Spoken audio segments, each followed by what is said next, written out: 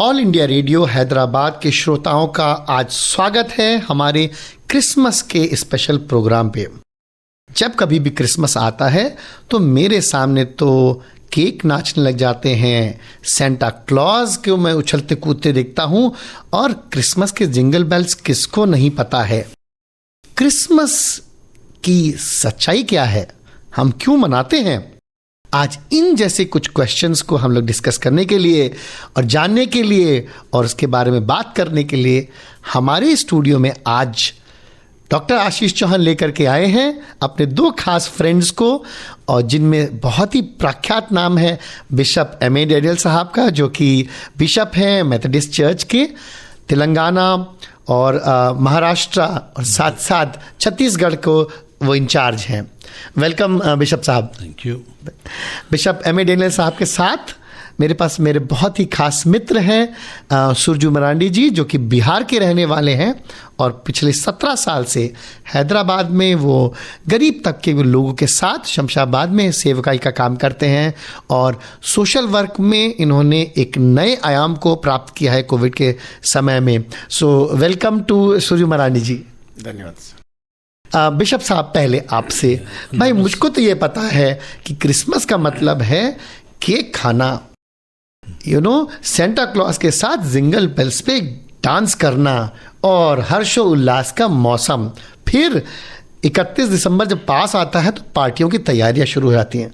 तो I know eat drink and B Mary, ये मुझे पता है क्रिसमस के बारे में, लेकिन क्रिसमस असली में हम लोग मनाते क्यों हैं, इसका कुछ हिस्टोरिकल रीजन है क्या?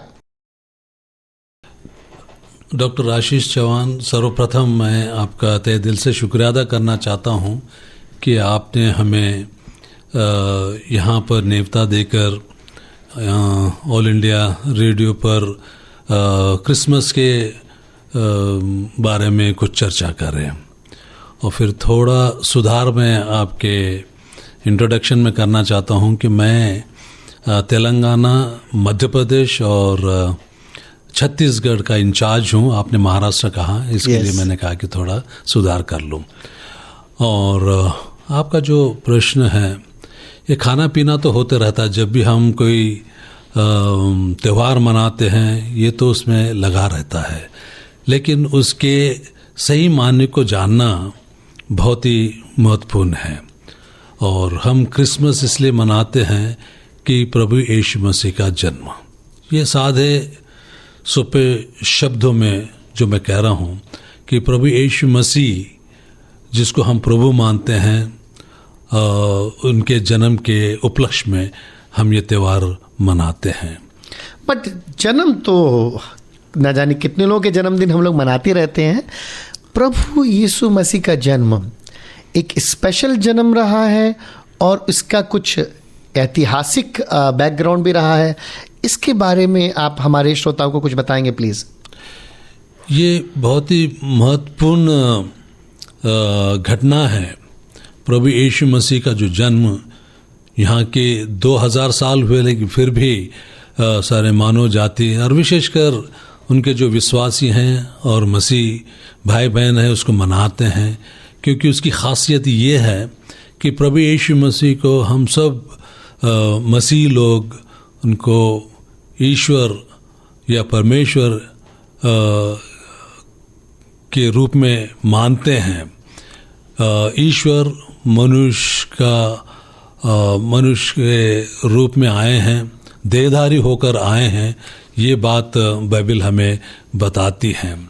और ख़ास बात ये है कि प्रभु यीशु मसीह के आने से पहले 700 साल पहले, 750 साल पहले भविष्यवाणियाँ की गई है, जो हमको पुराने नियम में मिलती है, जो यहूदियों की किताब है, लेकिन वो मसीहों की भी पुराने नियम के रूप में जानी जाती हैं। तो उसमें बहुत से ऐसे भविष्यवाणियाँ हैं जिनका पूरा होता हुआ हम प्रभु यीशु मसीह के जीवन में देखते हैं। उनका पैदाश होना और उनकी वंशावली और जिस जगह पे वो पैदा हुए हैं और जिस ढंग से वो हुए हैं, फिर उनके सेवा कार्य के बारे में और क्या उद्देश्य लेकर वो आए हैं, ये सारी बातें भविष्यवाणी की गई है जो प्रभु यीशु मसीह में पूर्ण होते हुए हम देखते हैं। सो प्रभु यीशु मसीह के जन्म के पूरा एक ऐतिहासिक बैकग्राउंड हमारे पास है। पास्टर सुरजू मरांडी जी, ऐतिहासिक के साथ साथ एक अद्भुत तरीके से जन्म हुआ है। कहते हैं कि एक कुंवारी ने बच्चे को जना है। इस बारे में आप हमारे श्रोताओं को थोड़े से रोशनी डालेंगे? मैं धन्यवाद देना चाहूँगा आपके इस सवाल के लिए।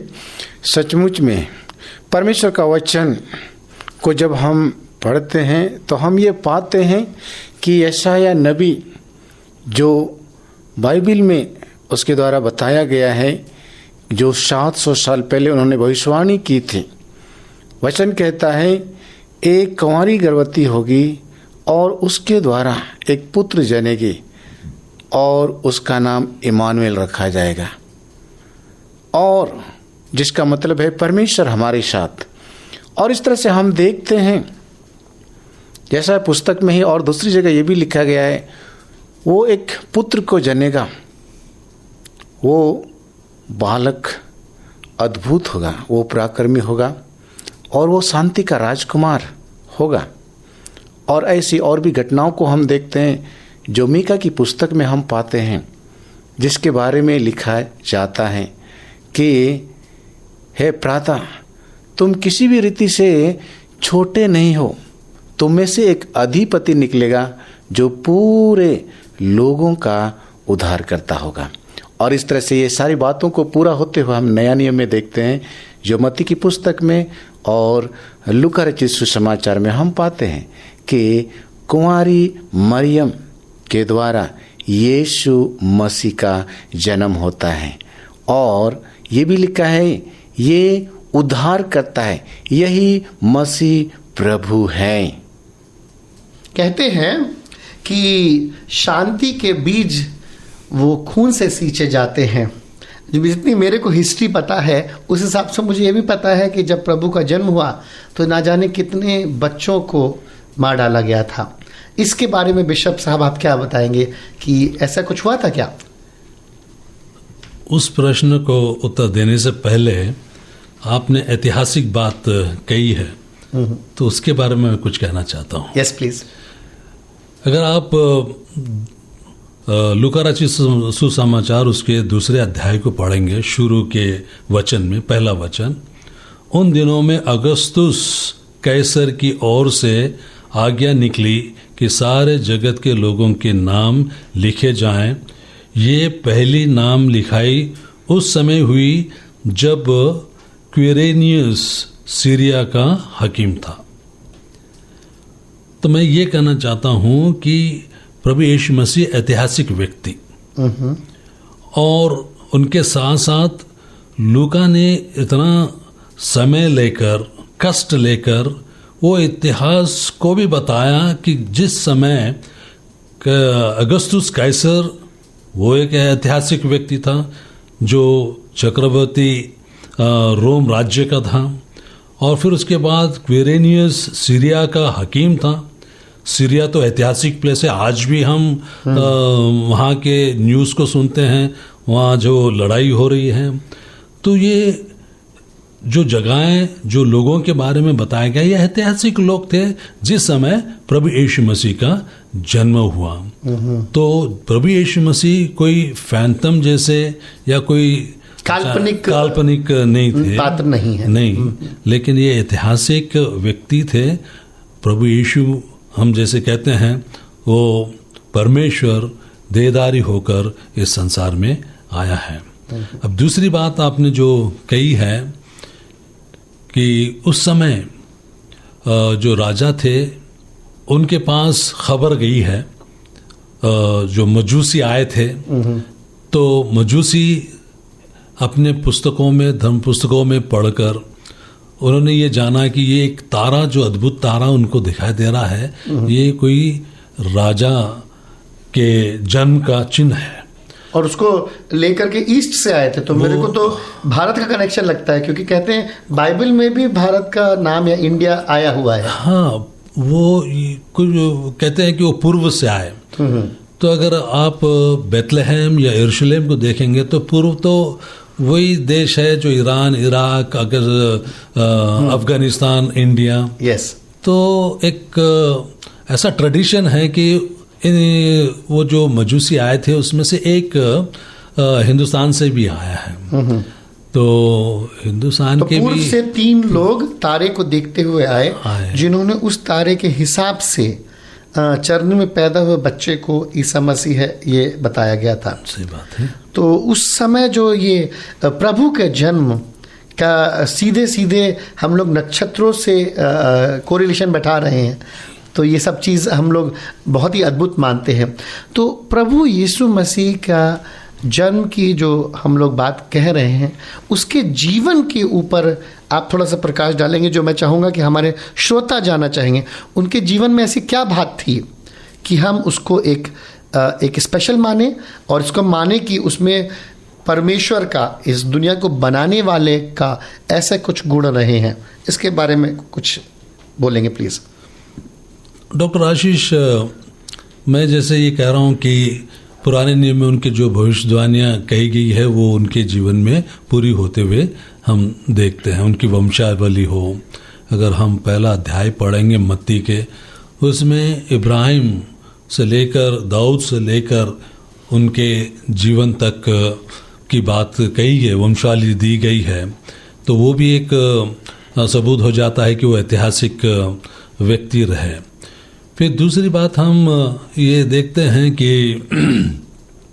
हेरोदेस राजा के समय इनका जन्म हुआ, और हेरोदेस राजा इतना क्रूर राजा था, उसने बहुत से महल वगैरह बनाए, अच्छे कार्य किए, लेकिन वो अपने पोजीशन के लिए, अपने गद्दी के लिए इतना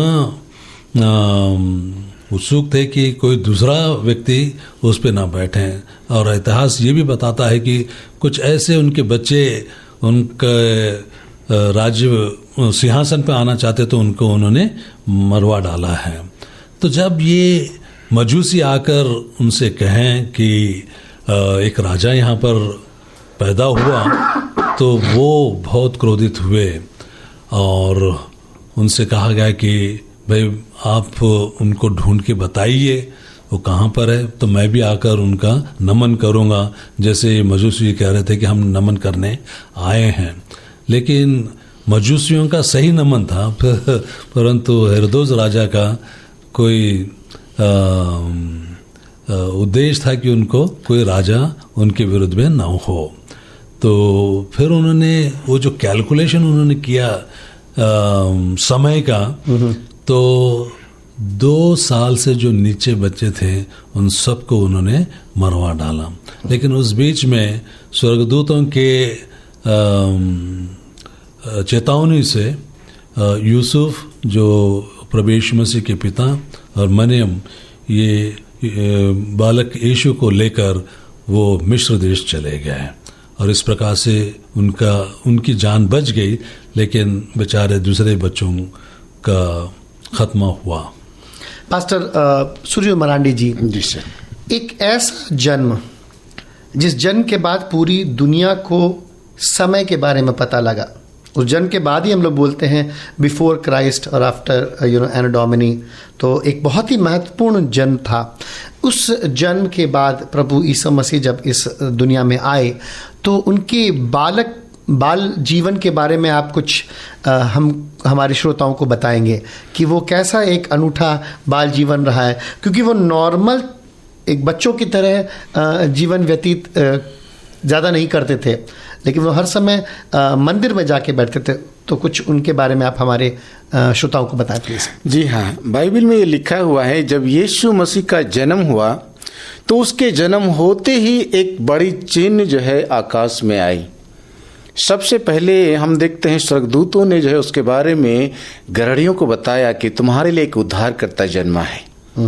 दूसरे चिन्ह हम देखते हैं, जब यीशु मसीह का जन्म हुआ तो पूरब में एक बड़े तारे का जो है उदय हुआ, जिससे ज्योतिषियों को पता चल गया ये तारा कोई अद्भुत तारा है, ये कोई मामूली तारा नहीं है। और इसलिए उन्होंने जब अपनी धर्म पुस्तक को खोला और देखा तो पाया कि इस दुनिया में कोई अद्भुत आदमी का जन्म हुआ है।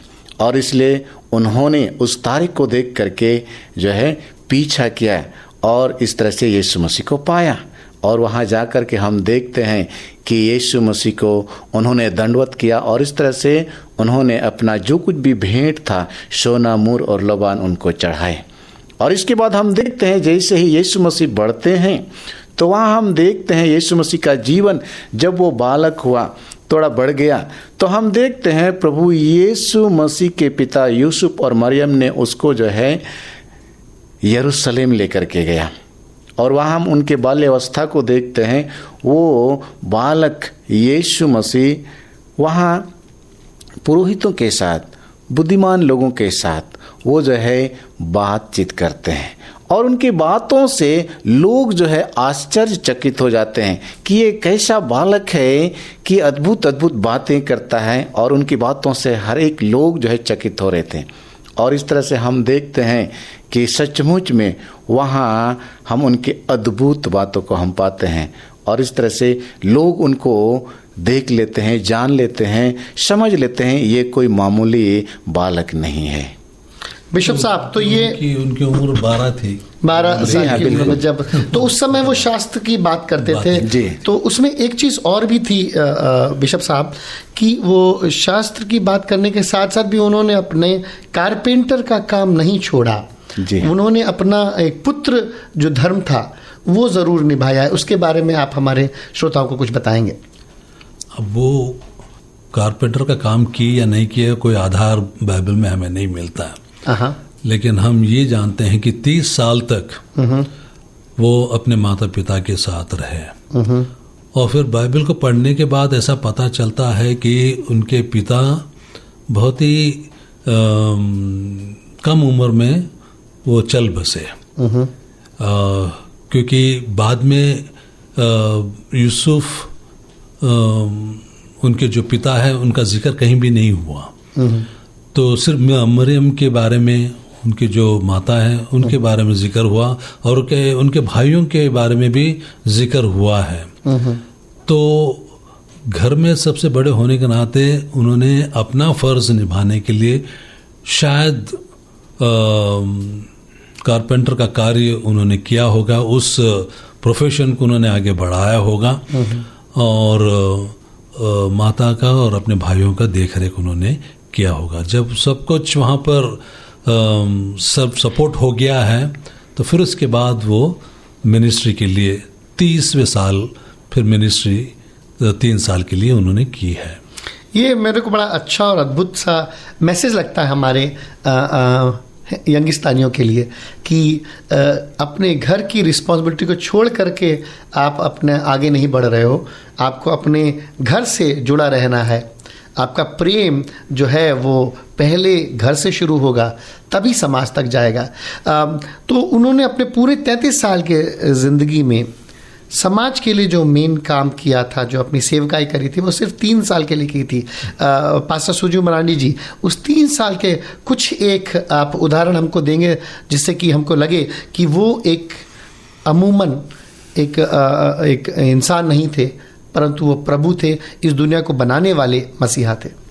जी हाँ, जब हम देखते हैं प्रभु यीशु मसीह ने अपना जीवन प्रभु के हाथों में समर्पित किया, तो हम देखते हैं वो यरदन नदी में यूहन्ना के हाथों बपतिस्मा लेते हैं और जैसे ही वो बपतिस्मा लेते हैं आकाश खुल जाती है और पवित्र आत्मा कबूतर के नाई उसके ऊपर आते हैं और एक आवाज़ आती है, ये मेरा प्रिय पुत्र है, मैं इससे प्रसन्न हूँ, इसकी सुनो। तो इससे हमें यह पता चलता है ये परमेश्वर की ओर से भेजा हुआ एक अभिषिक्त जन था। और इस तरह से हम देखते हैं जब यीशु मसीह ने अपना सेवकाई को आरंभ किया तो हम पाते हैं मरकुस रचित सुसमाचार उसका 1 अध्याय में, वहाँ हम देखते हैं जैसे ही उन्होंने सेवकाई को आरंभ किया बहुत सारे लोगों को उन्होंने चंगाई दिया। और इस चंगाई को देखते हुए हम देखते हैं पतरस की सास एक दिन बीमार पड़ गई थी।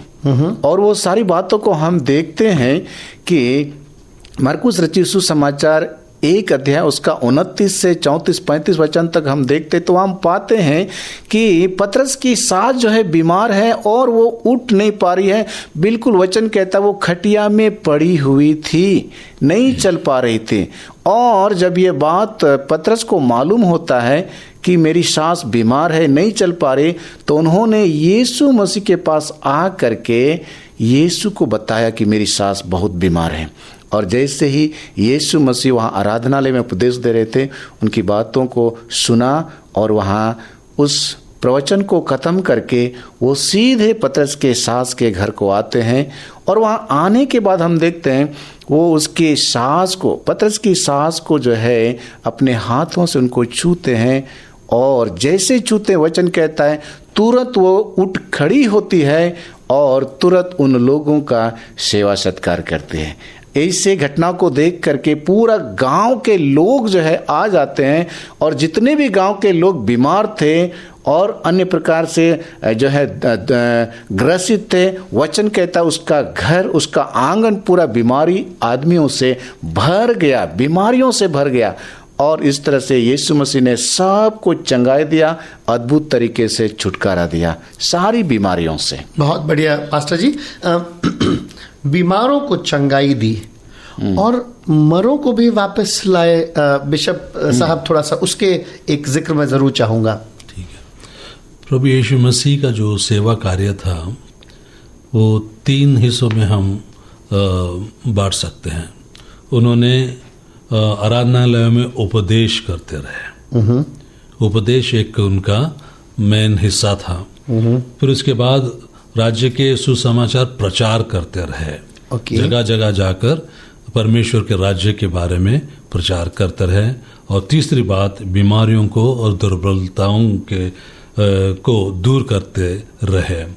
तो जिसको अंग्रेजी में हम कह सकते हैं प्रीचिंग, टीचिंग एंड हीलिंग। ये 3 हिस्से उनके मिनिस्ट्री में, उनके सेवा कार्य में हमको देखने को मिलता है।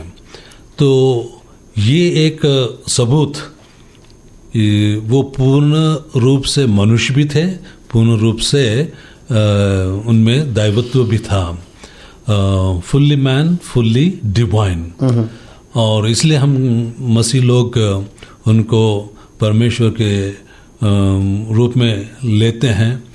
और एक सबूत हमको ये मिलता है कि जो मरे को जी उठाना, जैसे एक लाजरस का जिक्र हमको बाइबल में यूहन्ना रचित सुसमाचार उसके 11वें अध्याय में मिलता है। और ये कार्य मनुष्य के लिए असंभव है। अभी तक हमने कोई ऐसा सुना नहीं कि एक मरे हुए व्यक्ति को किसी ने जिला दिया अपने केवल शब्दों के द्वारा।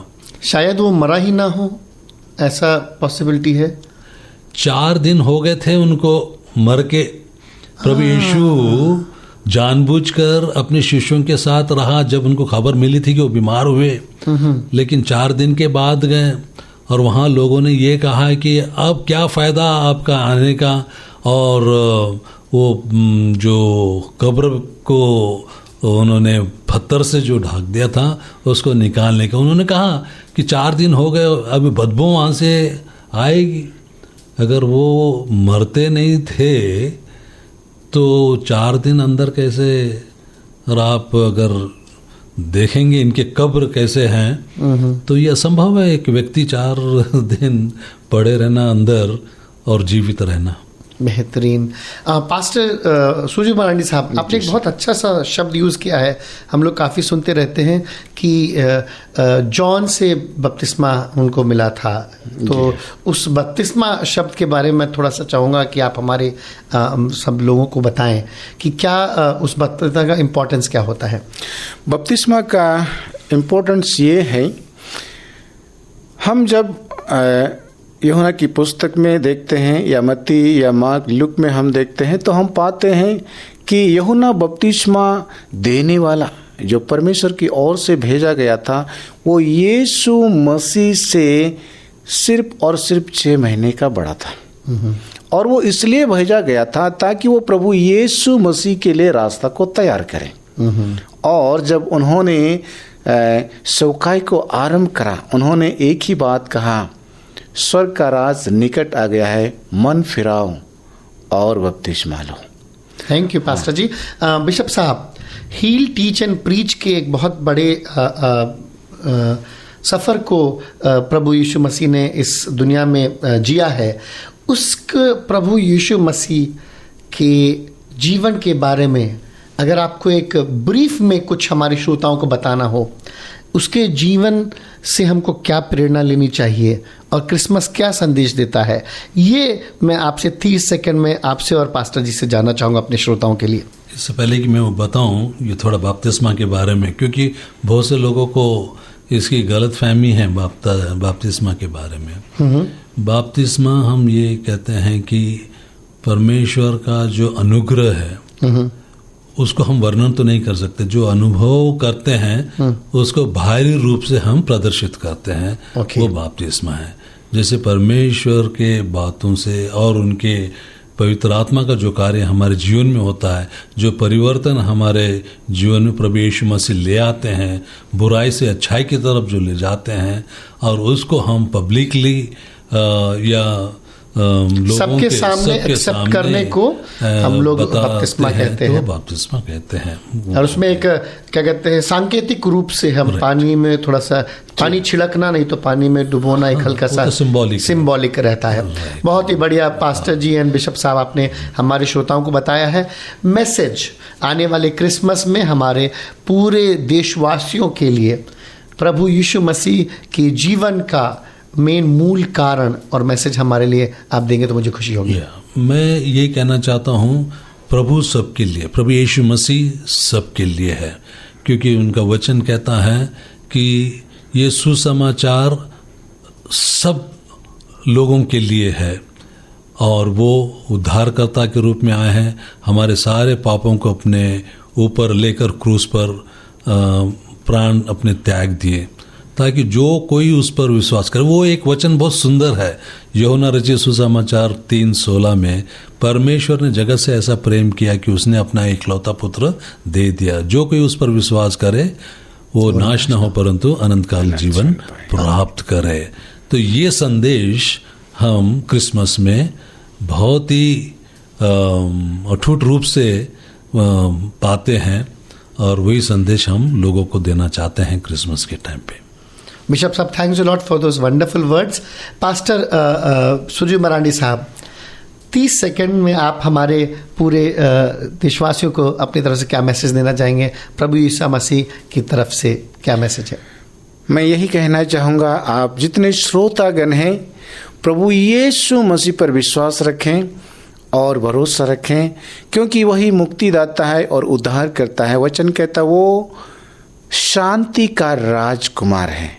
और इसलिए मेरे प्यारो, ये क्रिसमस एक आनंद, खुशी, शांति और आनंद को देती है जो पूरे मानव जाति को आज चाहिए। और यही जब हम स्वीकार करेंगे मेरे प्यारो, हमारे हर एक लोगों के जीवन में शांति, आनंद और खुशियाँ आएगी और हम पूरे तह दिल से हम अनुभव करेंगे कि सचमुच में हम क्रिसमस मना रहे हैं। धन्यवाद। आज हम क्रिसमस के इस मौके पर हमने बात करी है एंड पास्टर सुरजू मरांडी जी और उनके साथ हमारे बहुत ही प्यारे बिशप M.A. डेनियल साहब के साथ हमने जाना है कि Christmas is all about Joy. Joy का मतलब जीसस फर्स्ट, यानी ईसा मसीह पहले, अदर्स नेक्स्ट, दूसरे उसके बाद, योर सेल्फ लास्ट, आप और मैं बिल्कुल आखिरी में। प्रभु को आगे रख करके, दूसरों को उसके बाद रख करके और अपने आप को बिल्कुल आखिरी में रखना और दूसरे की खुशी को, जॉय, पीस, लव और यूनिटी को बनाए रखना, दूसरों के गुनाहों को भूल जाना और जो आपको मार रहा है उसके लिए ये कहना कि प्रभु इन्हें माफ़ कर, क्योंकि इन्हें नहीं पता ये क्या कर रहे हैं। इस भावना के साथ ही हम चाहेंगे कि आने वाले दिन में, क्रिसमस में, हमारा देश, पूरा संसार एक प्यार के धागे में बंधा रहे और इसी एक इच्छा को हम ऑल इंडिया रेडियो हैदराबाद की तरफ से पूरे देश को फैलाना चाहेंगे। मैं डॉक्टर आशीष चौहान सबको क्रिसमस की या बड़े दिन की शुभकामनाएं देता हूं और आने वाले दिन में नए साल के लिए हर्षोल्लास का संदेश पास्टर सूरज मरांडी जी के साथ, बिशप M.A. डेनियल साहब के साथ और पूरी टीम के साथ आप सबको देना चाहूँगा। हम आपसे दोबारा मिलेंगे और हमारे इस चैनल को, यूट्यूब चैनल को याद करना और सब्सक्राइब करना मत भूलिए। For anything else log on to Twitter and All India Radio channel of ours. Take care, God bless, नमस्कार।